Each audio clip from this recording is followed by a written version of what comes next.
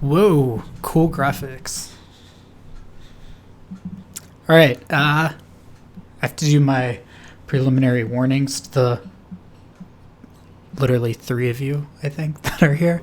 My dog's probably going to bark because it's the afternoon, and even though she didn't last time, but I feel like if I say that, it will unjinx myself. So we have that.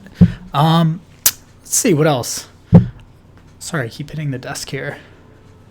If you're watching this later, which most people probably are, I'm going to cut out the beginning part with that countdown thing. I don't know. I think it's nice just to have something there. But let's dive in because I have an hour and I am on a deadline, so I want to fit stuff in here. So I'm just going to move my mic here, and you're probably going to hear my loud, clacky mechanical keyboard. Don't know how that sounds, but who knows. Anyways, I'm just going to start off because, as always, I like to promote people's work and stuff that they're doing. My friend Rohan here, he just came out with this. Well, he made this scene. It was neat because he was showing us the scene, first of all. Yo, Vincent. I know it's Vincent G9991, but I feel like that's odd sometimes when people say that. So, just like last time, I'm just going to say Vincent. But at least it's nothing like, I don't know, Roxy Girl Surfer 69, stuff like that. Anyways, so here is Rohan, this image, and just getting back to what I was saying, through Twitter, he was kind of sending us his updates on like parts of this, so it's neat to see it all together. And then he actually recorded it. See, I feel like he recorded it in like 2 days, but it was probably like 2 weeks, but it was like 26 videos or I don't know, something like that. But he basically goes through the scene with Redshift, Octane, and I think he's going to actually do a Mantra version. So it's pretty neat. And the other thing is, so I'm an effects artist, but I do like to watch compositing because it's kind of entertaining just to see things. But so there's a student named Hugo, and I don't want to pronounce his last name wrong because he says it really awesome with like an accent. So if I did say, it would be like Hugo Guerrera, which I'm not going to do. But he has this Kickstarter, and I follow him on Twitch, which I should have brought up. But if you just search Hugo's Desk on Twitch, and I'm going to put this link in here. But he has this Kickstarter, and I think it's not just compositing. It's really neat. It's as you can see from the top, it's a whole bunch of teachers from like the entire spectrum of you can see the top of just visual effects. So it's literally everything, and it's not like what I'm about to show. It's not beginner stuff. Yeah, he is a soup, and he's an awesome compositor. And lately, I've been just taking his tricks that I've been watching from his show, because I use my Amazon Prime thing for it, so it's pretty cool. I'm not going to press play here because to be honest, this, if you saw my screen, I'm on a wide monitor and I have this 1080p box here, and I'm pretty sure I'm going to have to get another monitor because this thing is held together by pulleys and levers and glue and gum, and if I just move the mouse incorrectly, it is going to go haywire, which I'm sure is going to happen.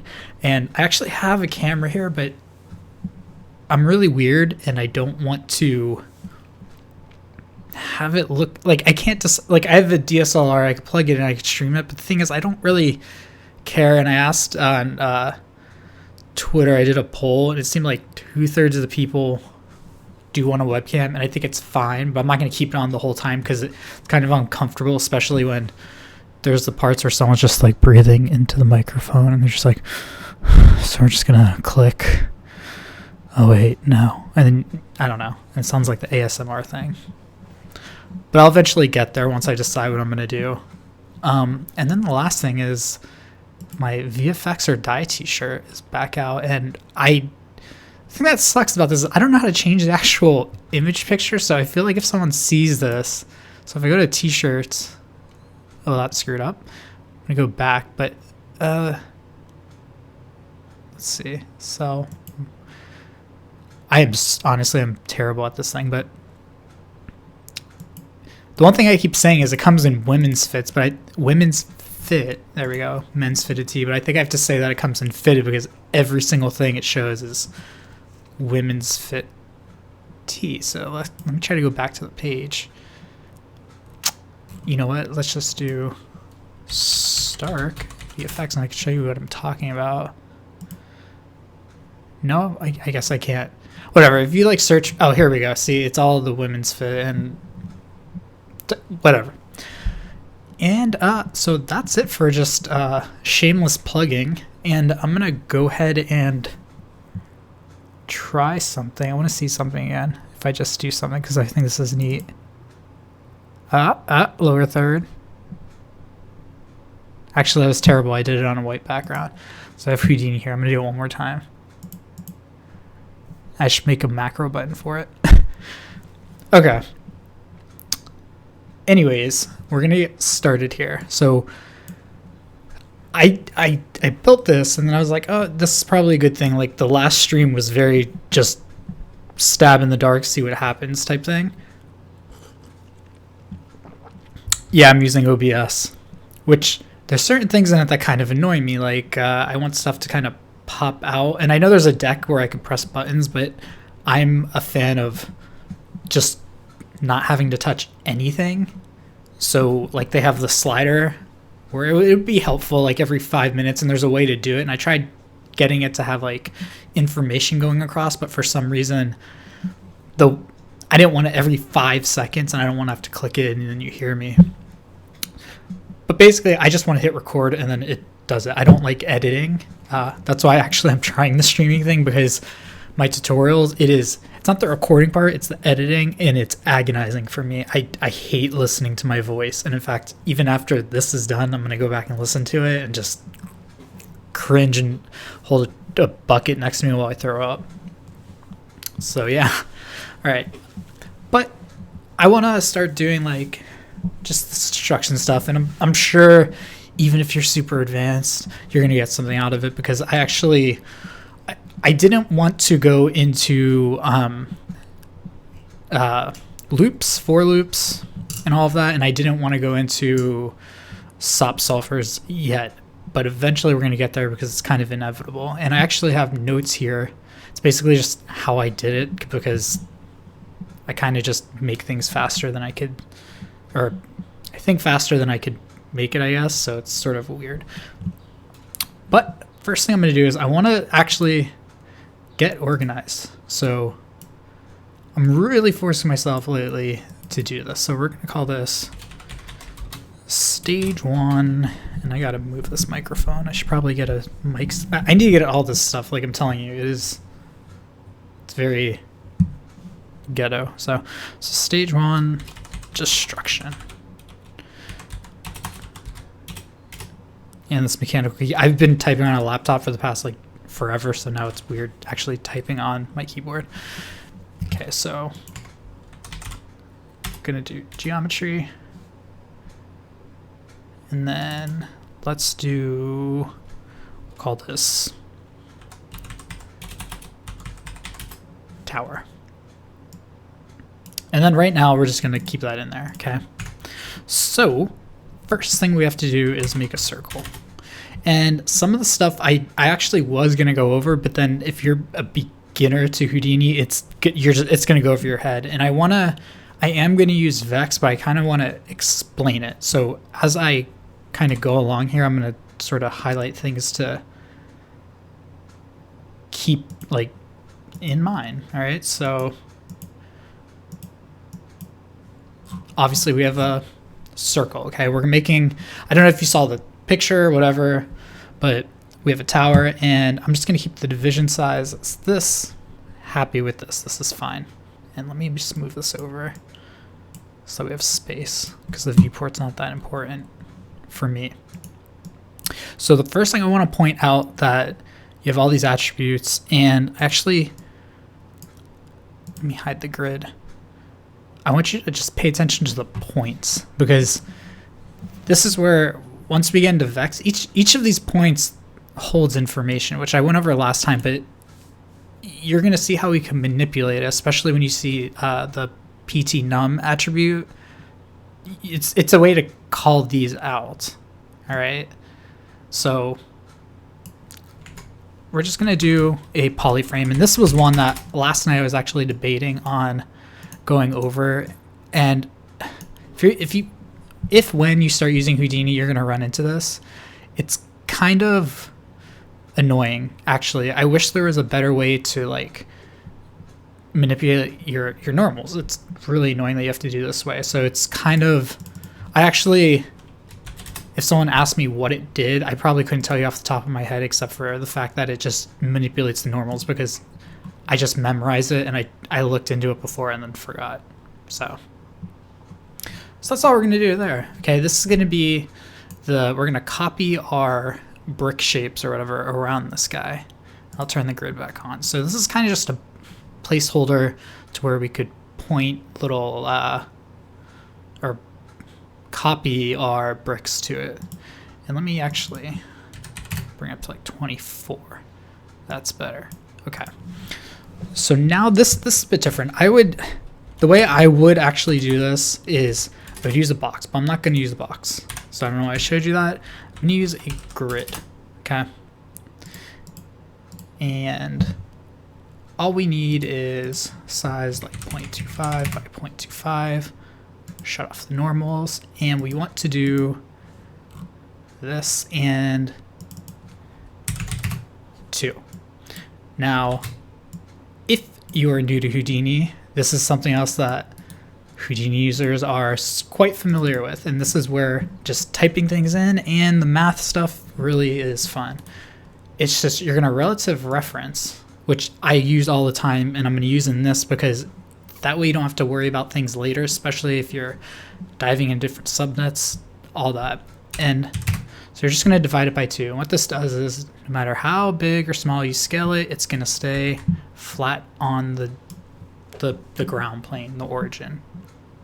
That is all. It's nothing crazy. And then we're just going to copy the points. Okay. So, you know, it's funny. After all these years now still using it, I'm still super unsure. I always read these because I don't want to do it incorrectly and then my scene crashes. So, as you can see, this guy is wrong. I mean, technically it's not wrong. I guess you can make a propeller out of it. And, awesome, right? So what we could do is just do a transform.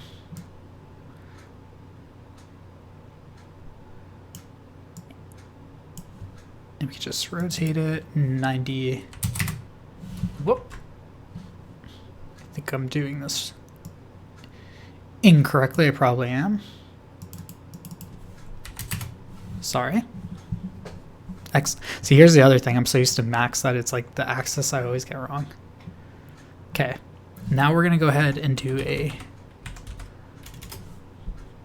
poly extrude. Now, I may put this in the wrong place. This is actually something I was like sort of hunting for.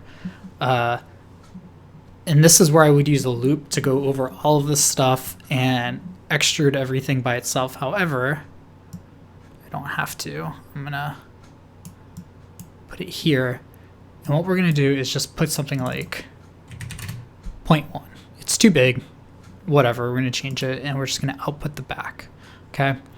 Now, you're going to have this local control thing here. It's called distance scale. And in my notes, I just called it bump because honestly, I don't know why. Because it's going to look like bumps once they're all copied and everything. But now what we're going to do is use our first wrangle. Now, this is a primitive wrangle. And by that, it just means I'm using the damn primitive. So we're running over primitives, not points. Fish are friends, not food. All right. I have coffee, so sorry. I know it sounds so gross, but I'm not like eating crackers or chewing gum, so that's better. So what this does is before it copies to the points, we want to sort of inject information into this guy. So what we're going to do is very, very simple. Okay. We're just going to do @bump equals 2. Okay, and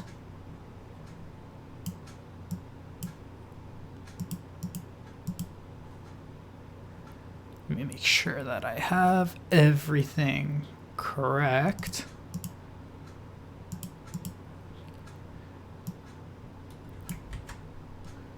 Because it's supposed to be a multiplier, so 0, 1, and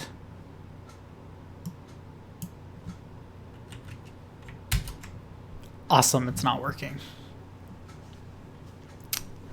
That is fine, I'll figure this out. I'm terrified that Rohan's watching right now and he's just like, just do this.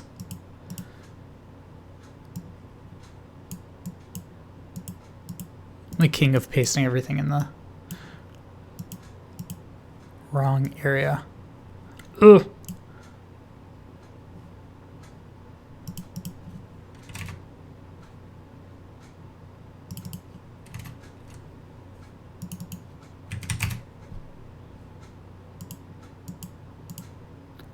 Gonna be honest, don't know what I just did here. This is new.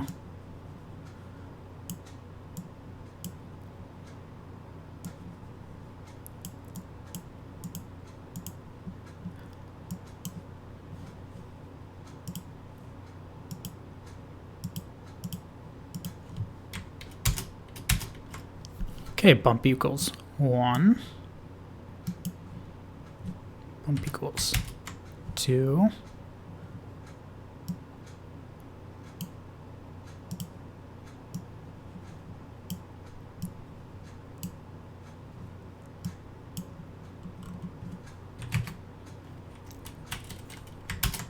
We will come back to it. So I'm just going to keep this here. I'm sure I'm going to have an aha moment. But I just want to make sure that it's there. Transform outside, preserve.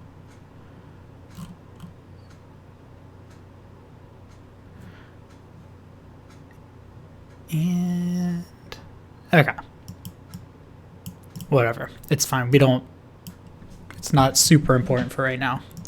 It just looks cool. So now we're just going to do a copy transform.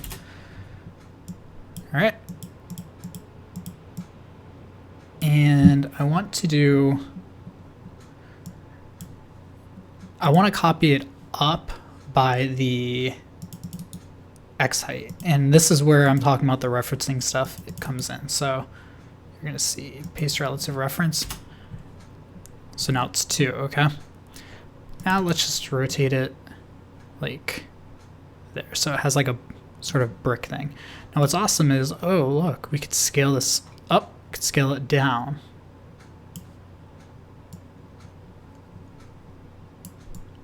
Sorry, it's like I just want this to like...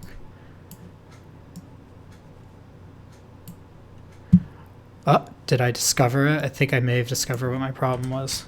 Yep, I did. See, it all works out in the end, so we'll go back to that.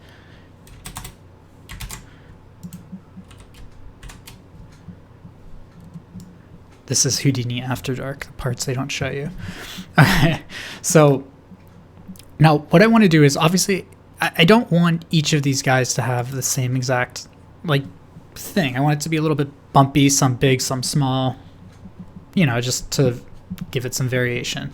So what we're going to do is I'm going to just type these out. So there's something called, there's a fit and there's a fit 01, and right now we'll stick to a fit 01. And these are just, sorry, not variables. Oh my God, I'm forgetting the word. I need a sip of coffee. These are functions, sorry.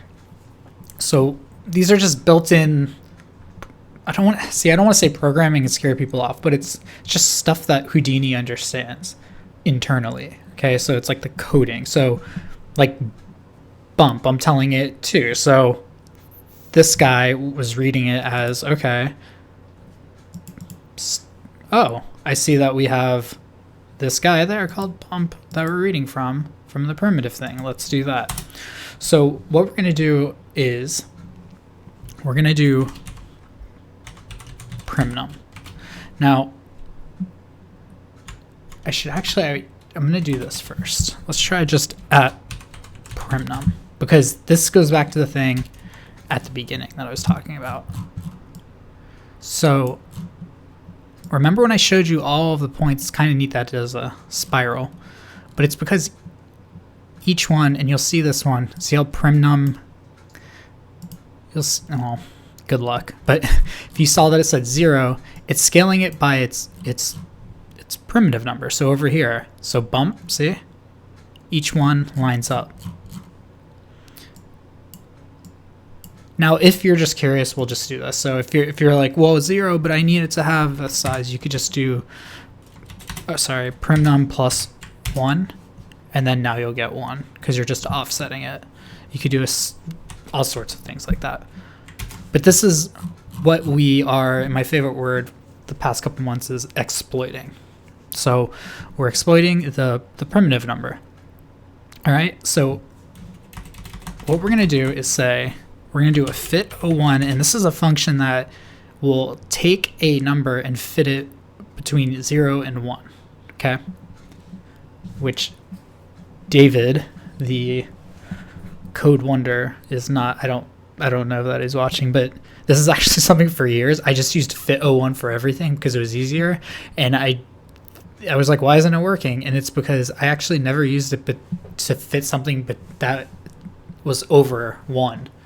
It was the oddest thing. Like, I don't know how that, I just never tried to fit anything over 1 using a fit 01. But that's what it does. So what we're going to do is we're going to tell this guy to fit the prim numbers, okay? And we want to do something like the min. If you look up the docs, we're saying fit what, like what number are we fitting, which is bump, okay? You can see bump. We're fitting the bump. We want it to be between 0.75 and 0.9, and I wrote these down because it's just time saving. Okay, so if we go through here, you're going to see that there's only 1, which is fine because we got this guy, so we could do random prim number. And this is where you're going to start getting all these different things. Okay? And my guess is that it was just doing it without the prim number because the first one was, we're fitting, however, let's see how much prims are. 215 primitives between 0 and 1. Whatever. But see, now we just have these small bumps, okay? So there's nothing like insane. But you could also put these to a channel thing where you could do your own input. All right. Now, essentially, we have a tower. Not a good tower, but it is a tower. And this is just based off of this. And again, I know it's stupid, but it's still the fact that you could just say, okay, total number. Whoop, I'm upside down, I'm pretty sure. Yeah, let's correct that. So we could do 18. All right. But now what I want to do is I just want to add a roof of some sort. Now, keep in mind, this is the first recording. Like, I want it to be so you could see the logic of building up to something more complex. So this is like the rough sketch sort of deal, okay? And that's where it's at. So I'm just going to drop this merge down here because I know we're going to do it later anyways. Okay, so now we're going to make a box. And then this is the other cool little, and I type these numbers in because I don't want you guys to have to watch me do this. Oh, Rohan, I'm probably going to put you to sleep. I see you in the chat. Just let my sultry voice and I'll just do ASMR. Houdini. Subsulfur. Pops. Sops. Tops. Chops. Okay. Sorry. I need to get a pop filter because I'm wearing headphones so I could hear it. So we'll go to this guy. And this is just like a wood panel. It's nothing cool and all of that. But I'm going to do this kind of out of order. I want to copy this to points. And we're just going to use the circle again. Okay? Because, see, I already got it wrong. Happens every time. I'm probably going to have to rotate it. And I might have done that incorrectly because I did it after. There we go. So you can see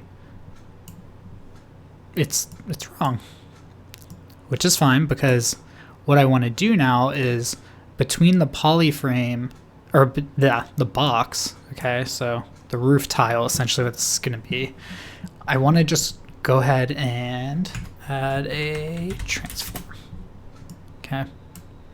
Now on this transform, we're going to do, I could just sit here and go like this. I'm like, I think, oops, sorry. That looks like a cone of shame. We'll do -3, and then, but the problem is we'll go to the top view, and I'm using everything with the mouse, so I'm trying not to use all the hotkeys, but that way you can see what I'm doing. And you can see they're all overlapping, which is fine, because we could use the new bend, which is essentially, it has the taper built in, and we're gonna just do a taper of, I did -2. Don't know if that was probably not the best thing to do.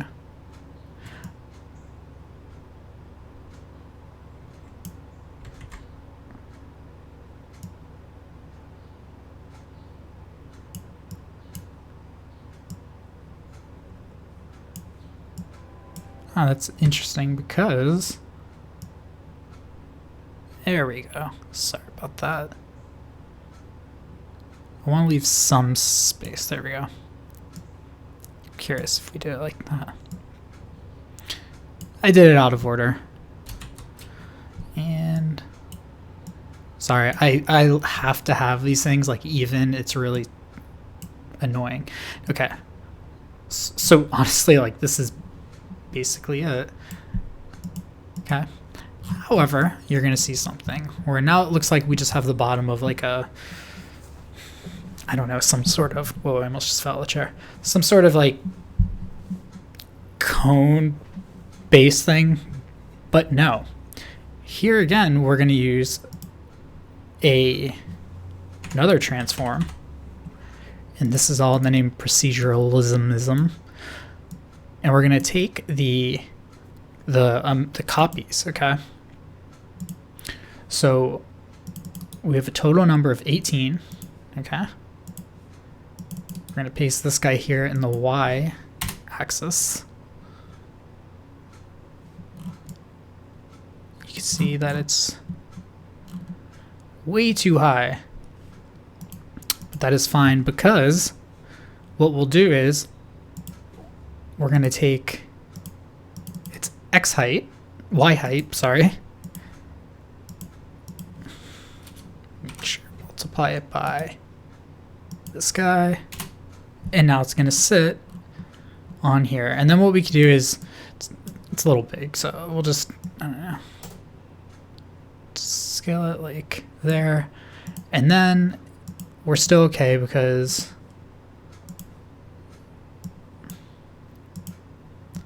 we could do like plus, I'm just doing like a plus 0.25. So it's basically 17 like that. So now what happens is once we go over here, we have our copy, and it's going to be as tall as short as we want it, and we could just keep going on forever. We don't have to worry about anything.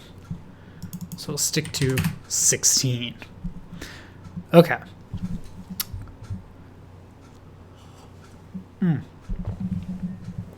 Now, we're going to use an assemble sop. Now, an assemble sop, I actually wrote down the definition because it's just easier that way. I mean, it's just easier to explain it. So I'm just going to read you Houdini's definition, and then I'll kind of explain it. So a packed primitive, the purpose is to decrease the amount of memory used when interacting with Houdini by reducing duplication and only loading information when necessary. Packed primitives have information about geometry embedded inside them. The information could be an actual piece of geometry stored in memory, a reference to a part of another piece of geometry, or a file path to geometry stored on disk. So essentially what it's doing is it's like a little suitcase, and it's just would be a good way. I don't want to say like a hologram, but kind of. So instead of having to copy all of this stuff, it kind of just stuffs it away and only uses the information it needs when it needs it. Let me just do this and then hide. Okay, no. One thing about Houdini, I can never get the lighting consistent. I can't be the only one this happens to. So, whatever, we'll stick with this. So the other thing we're going to do is you're going to see all of our attributes, okay? So we're just gonna go ahead and we're gonna pack it all, okay? And I wanna call these just brick, and I'm probably gonna change this later on. So now you can see each thing has a name. All right. And then bump, these are all the, where it says 0, it's all of the other guys over here. Okay, so we're about to get into DOPs, super basic DOPs, and we're actually kind of getting near to the end because I don't want to make it too like crazy, you know. So just looking at my list, and I just want to make sure. Okay, so I'm going to show you two different ways, and I'm going to show you another vexual. I don't know if it's vex context way to do things, but here's the other thing now. The other thing that it does is these guys are now no longer primitives. Remember I said that it's storing the information about it, okay?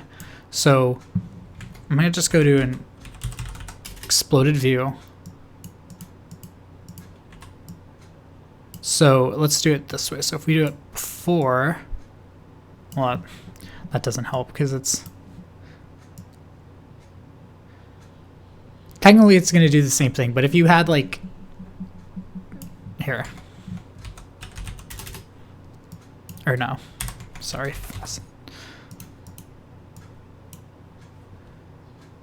turn this guy off. There. So it's not going to do that when you have stuff. It's not going to take each primitive, because each primitive is each face, basically. It's not going to do that.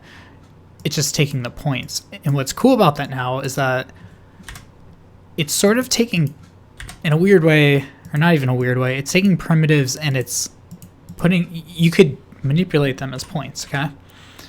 So for example, click this guy and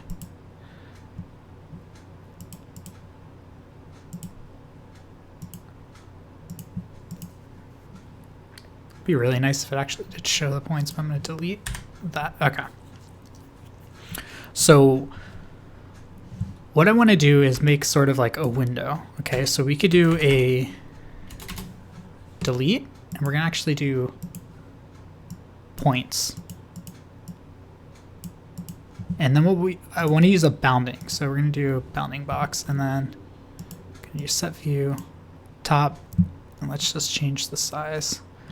That you can see kind of that it's being deleted, so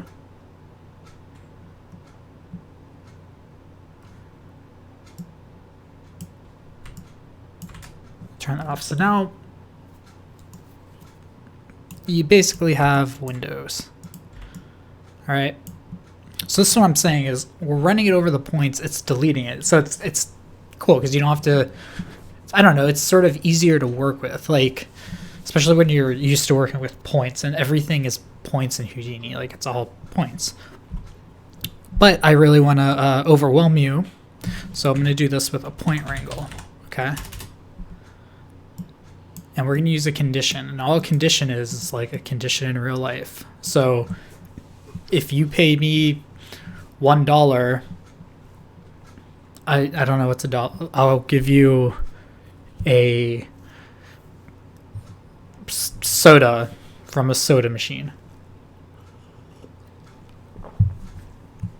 So it's going to be an and, okay? So we're going to do an if. So if, literally it's that the position of p dot y is greater than, and this is where I'm talking about using channels. So you'll see like CHI, CHV for vector. You could do CHF, but Houdini assumes that you're using a float number, float value. So I'm just going to call this min. And I wrote this down because, I named it sort of intuitively-ish. Okay, so the way we write and, so if the position of the y is greater than this minimum value and the position y is less than this channel, its max value, okay? And I'm going to go back in, but I'll just, because it's going to probably cover the screen. So we're going to do remove the point number, okay? Sorry, not point number, input, because you have to tell it, and when I say input, it's 0, 1, 2, 3, 4. And this is another one that you're going to use all the time for using Houdini. Okay, so let me make sure that's right there.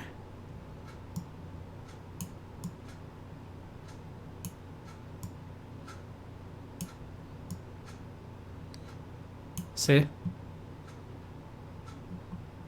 So if the minimum, so if it's greater than this minimum value of 2, but less than 5,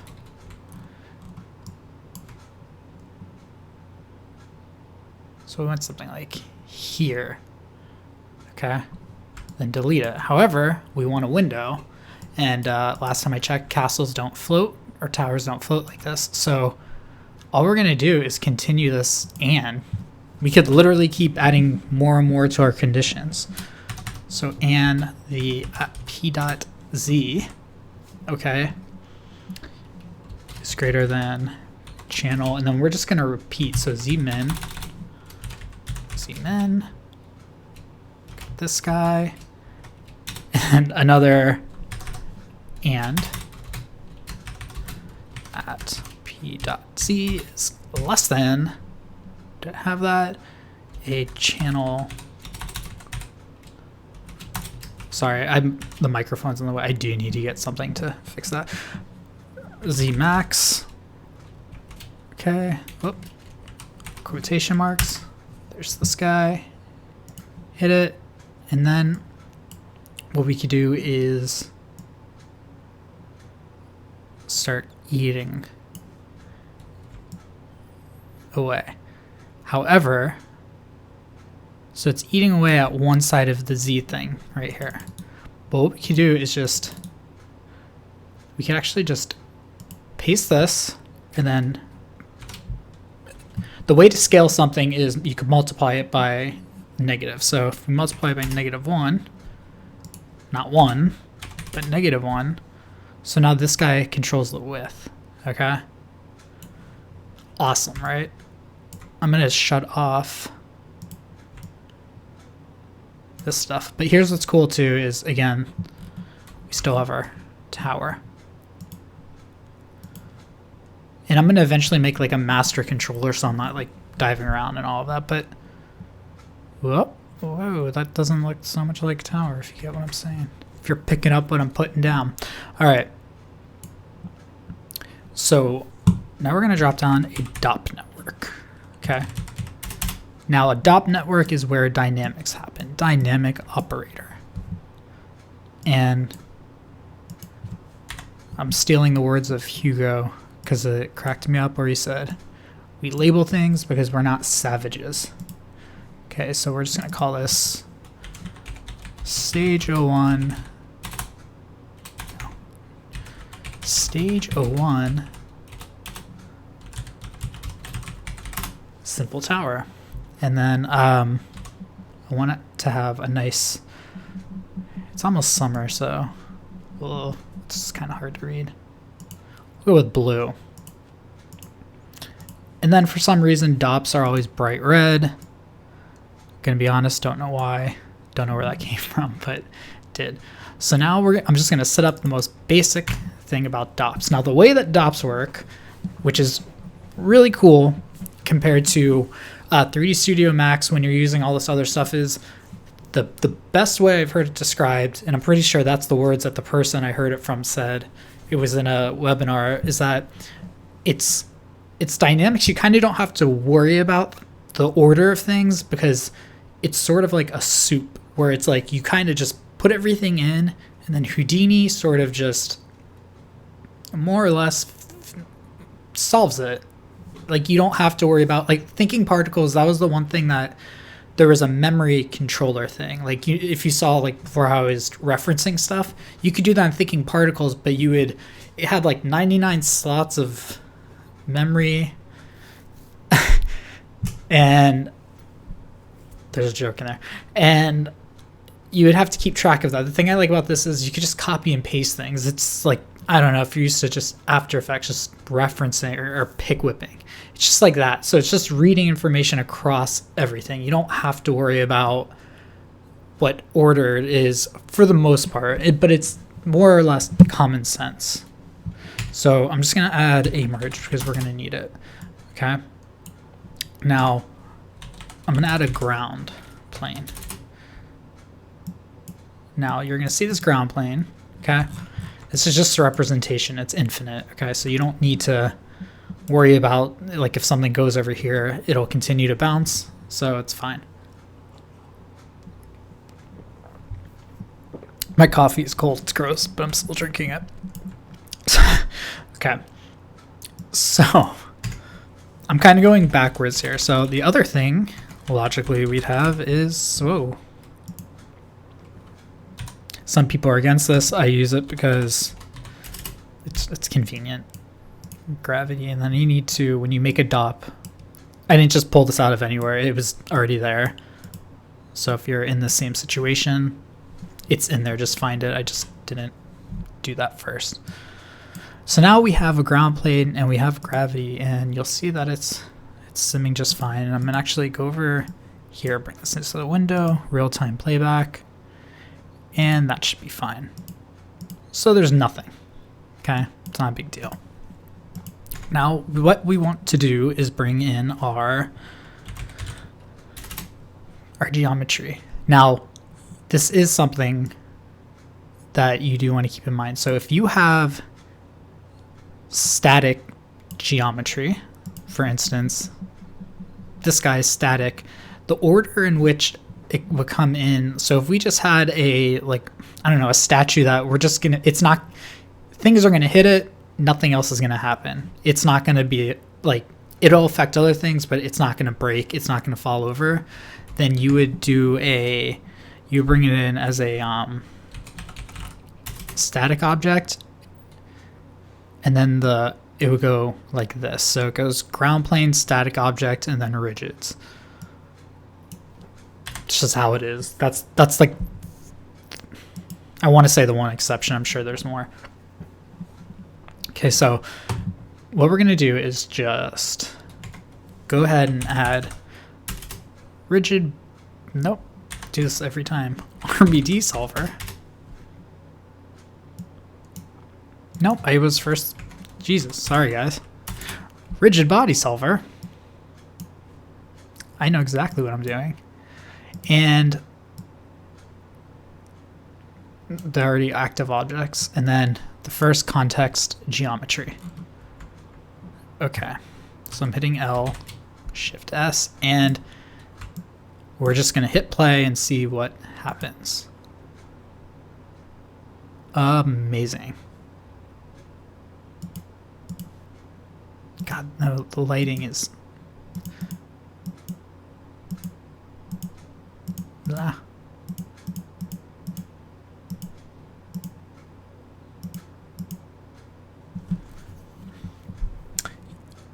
I have Redshift. Do I have... I can't remember if I installed the new RenderMan. I did on my laptop, but...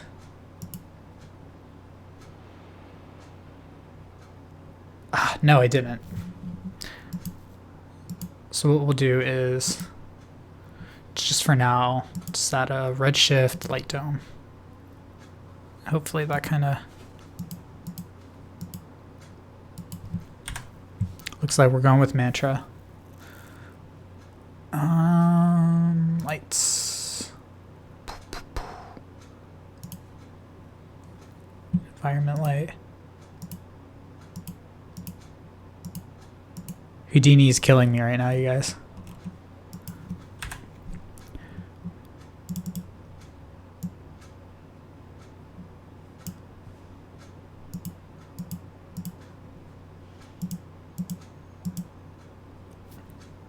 This'll do. I'll turn off the grid. So now it's cached, okay? Ooh, breaky things, right? Well, it's not that cool. What I want to do is go over to... I'm going to hide the display, and I'm going to go over here to Convex Hull. Now, what you're going to see is the reason I kind of react to that way, on the boxes it's fine, but we're going to do concave for this. Now, later on, we're going to do different, like more advanced stuff, but concave is generally better because if you have, I'm going to make a, perfect example. Rubber toy. And I'm going to segue into this anyway. So let's just do a RBD object. Okay. Now all you have to do is, remember when I said it's like a soup? You just merge things in. It is awesome. Now, here is something that I wish it had the input thing like the other guy, but it doesn't. But there's a shorthand where you could, I don't want to say trick it because you're not. You're going to type in a back tick up in the tilde, so the upper left of your keyboard. So up, take off the caps lock. We're going to type up input path. Okay. Now, if you haven't noticed, one thing essentially about Houdini with paths and everything is it's sort of just, again, if I don't remember if I mentioned before, but it's sort of just like a file system. So you're just kind of reading stuff. So all we're saying is, all right, we're going to first make parentheses. We're going to go up one. Okay. So we're going up one in the file path to where? The first input. And when I say the first input,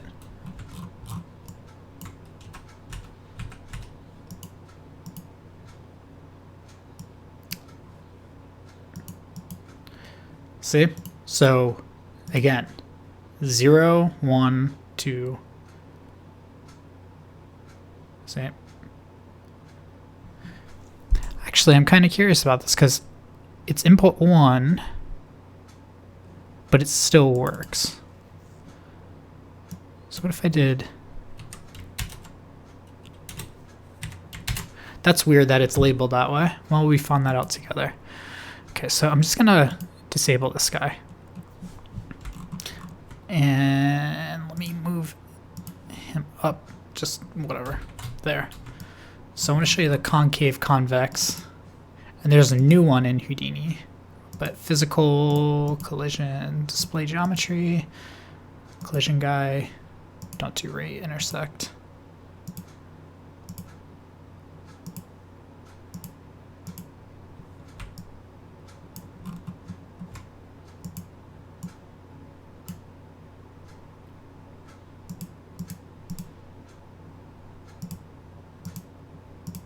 There we go.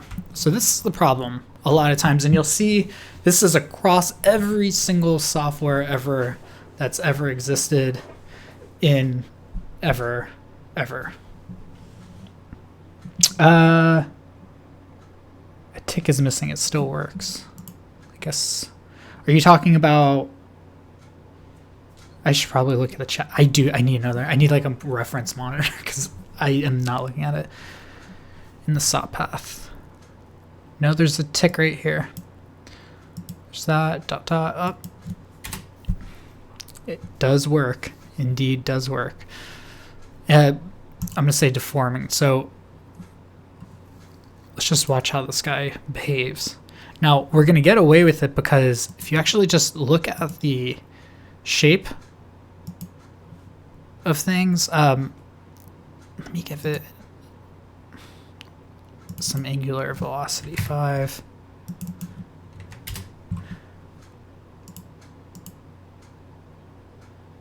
So the thing is, if you look, it kind of, you're not going to be able to tell on this particular thing, but where you would tell is, say we have debris, okay? Say we have debris and it's like going under. It won't go under here because this is what we're seeing, but the solver, this is what the solver's seeing. So another thing that'll happen is you'll get these like rolling motions on certain things. Not compound, sorry. Ugh.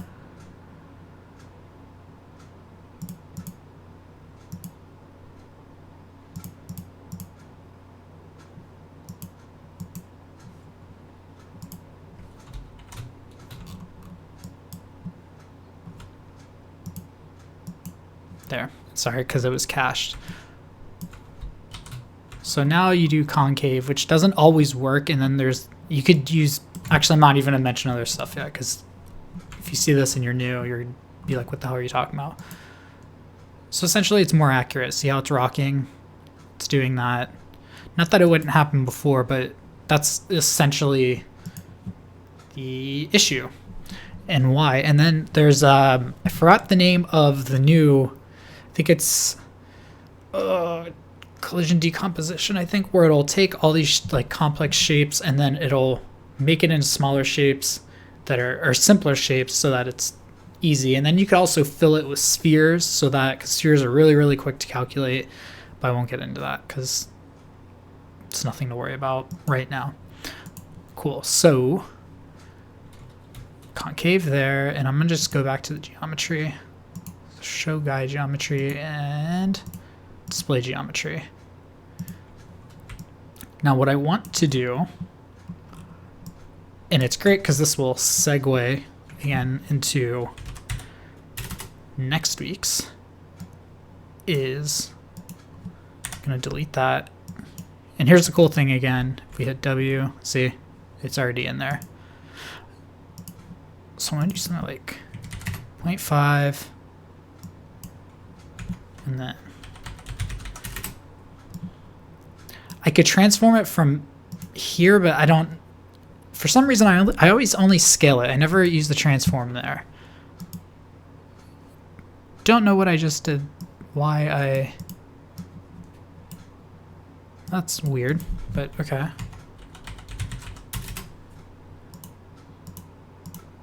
Oh, because I pinned it.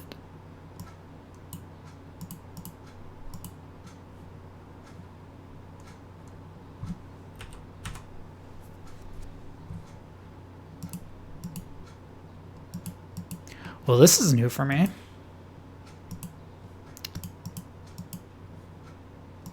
Just gonna ignore that.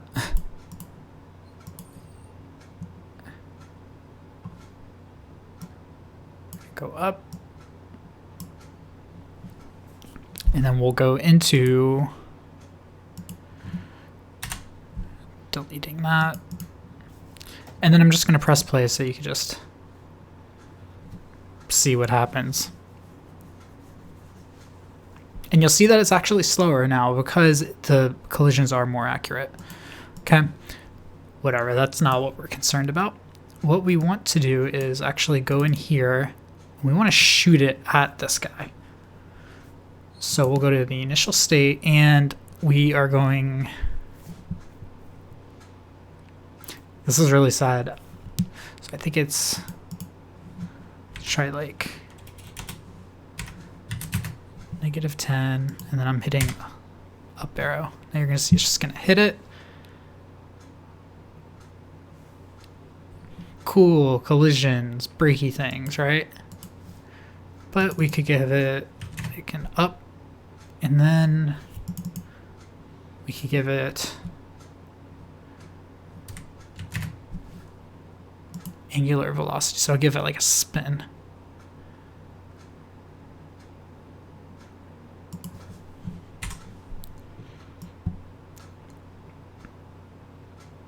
Let me shut off the collision. Okay, so this is a good segue into the what next week's thingy will be, which is one of the tricks that when I used thinking particles, excuse me.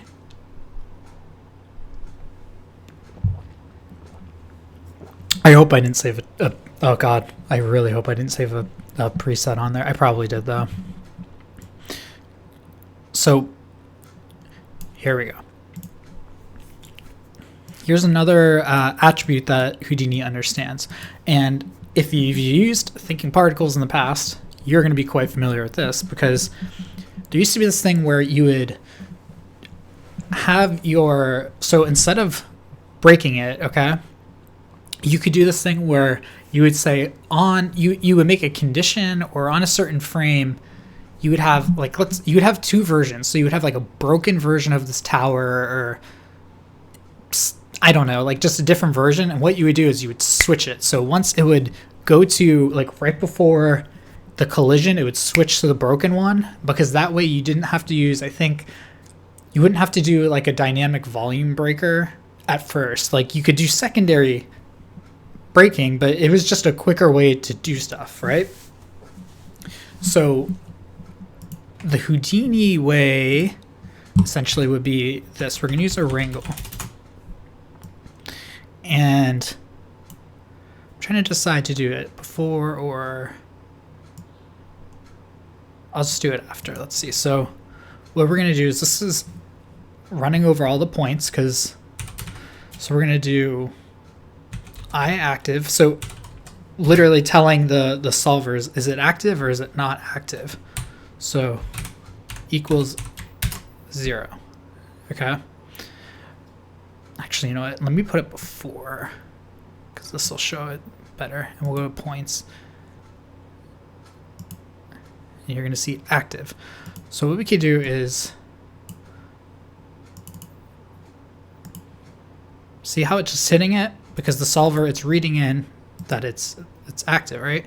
Now, what you would probably do, and I did this early on, and I was banging my head against the wall when I was learning how to use Houdini, is I was like, cool, I know some vex. So if at frame, let me just disable it. What frame does it hit it?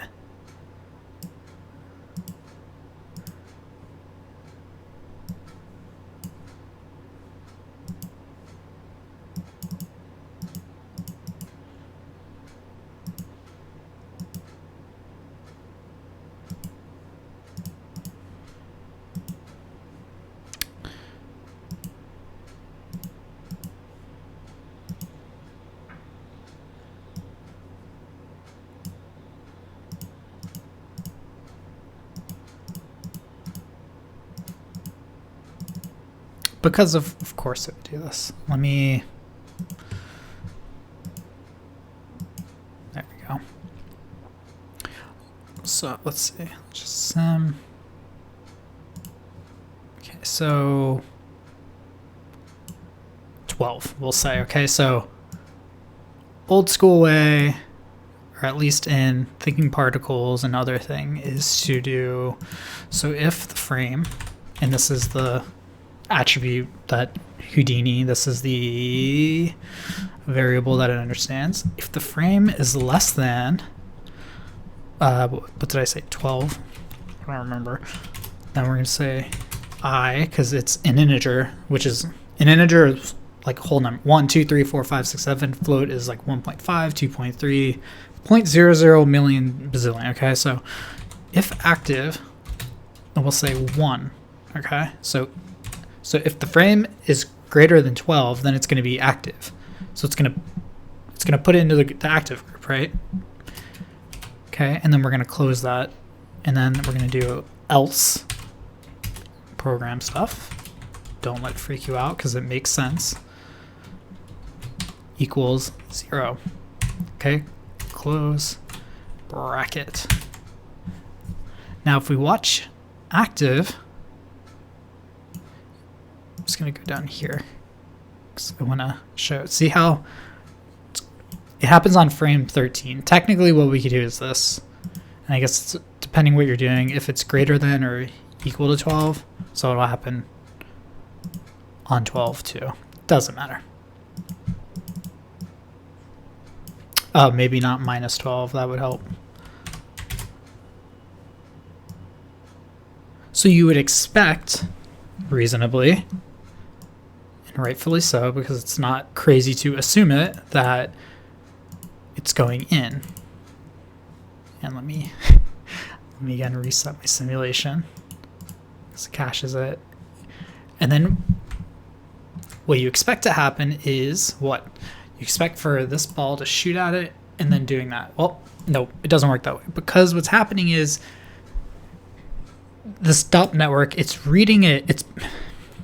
I wish Farmfield was here because he's the stop solver king, and I didn't want to bring it into it, but essentially what it's doing is it's just reading it in on, like, I think it's reading it in once, the information. So there's something called a stop solver, and I'm not getting into this week, and this is one of the two things I'm about to talk about, that what it'll allow you to do is actually do that. So you could do that, but with this next part, it's kind of pointless because, well, it's not pointless, actually. I would still do it just because essentially what I'm talking about are constraints. And if you use 3 Studio Max, I guess anything that was like NVIDIA based, what was it? It was joints at the time. Joints and oh my god, I forgot the name. I used to use them all the time. So it's constraints in Houdini, joints, and then pflow. Basically what it's doing is it's just making a web of connections between this stuff, and that's what's holding it together. And you could break them, you could make them like soft, and you could do the connection. You could have them, we could have these bricks have their own type of constraints, which we're going to do, and then have this top part. I'm thinking it's going to be wood, so fracturing, where these would have like a different kind. All right, but before I end it, because I think this is like the perfect stopping point, actually, what we could do is we could say something that it doesn't change on per frame, right? So what we'll do is, let's say we're going to do it, and I'm just going to use colors so we could visualize it. All right, let me again reset the cache, reset the simulation, and it's happening because that. But we'll do if at p dot y, so the y position, the up and down position is less than channel, we'll call it threshold, not threshold, threshold.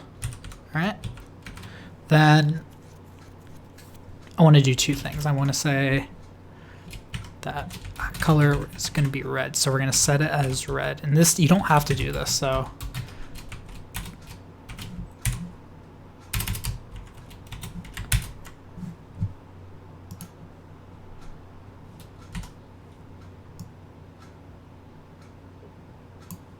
should probably turn it on. We'll go here. Ugh.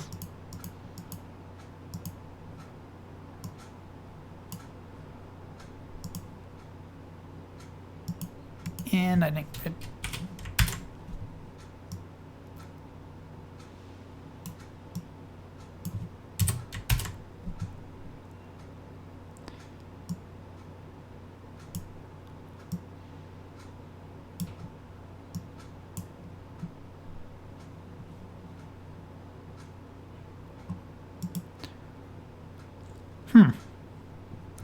PY is less than the threshold of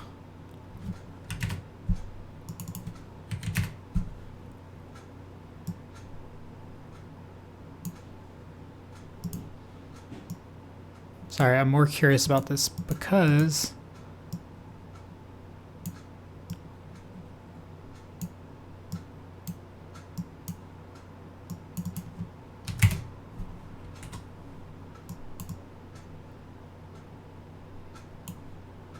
it should be multiple points. I'm not going to worry about it, but I kind of am going to worry about it. Let's see.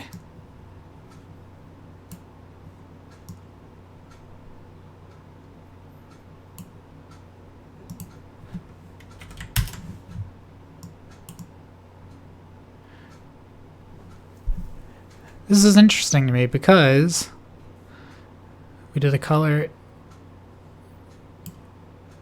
Hold on.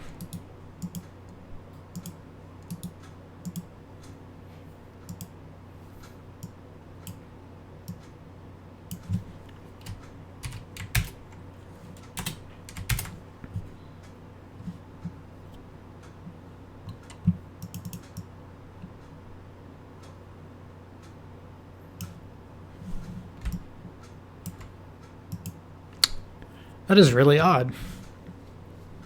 I'm actually just going to do this. I'm just going to delete it. I'm going to add a new wrangle. I'm going to type the exact same thing because sometimes that seems to work. So if at p dot y is less than channel height at cd equals set. And the reason I'm doing 0, 1, or that 1, 0, 0 is that's the RGB values.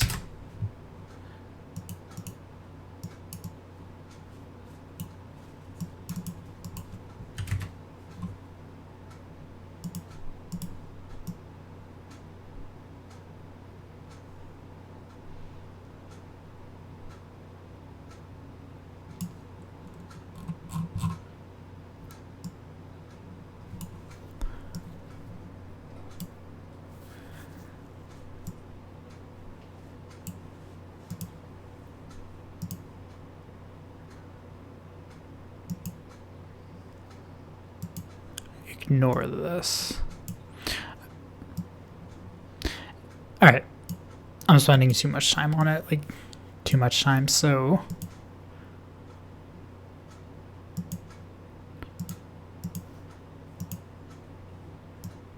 everything is packed.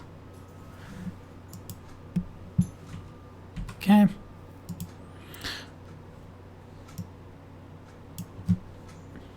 Then what we're going to do is say if it's less than that height, same thing as before, I active equals 0, else, oh my god, I active equals 1.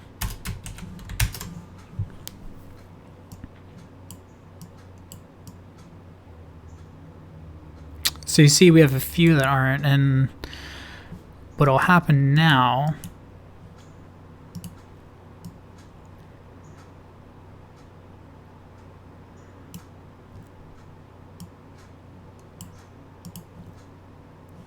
turn off the view, sit play.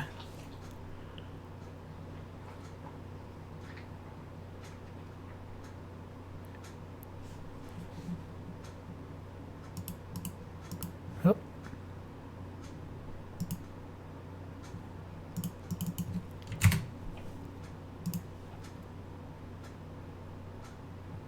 This will show it better. Okay, so we're saying like the base part to have it where we don't want anything to move. For the life of me, I have no idea why the color, it's actually really annoying me.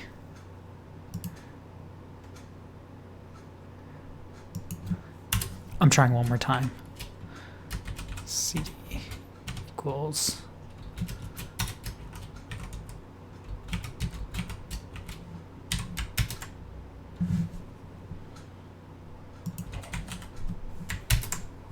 well, I give up. Not important. And then I want to change it to like just 1.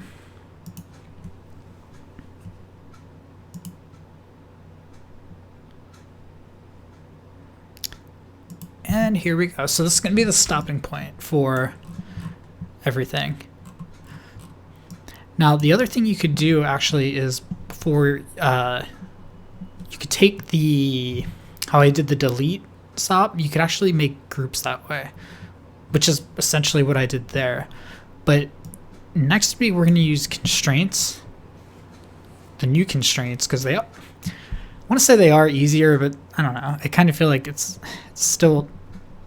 like 10% faster to set up constraints.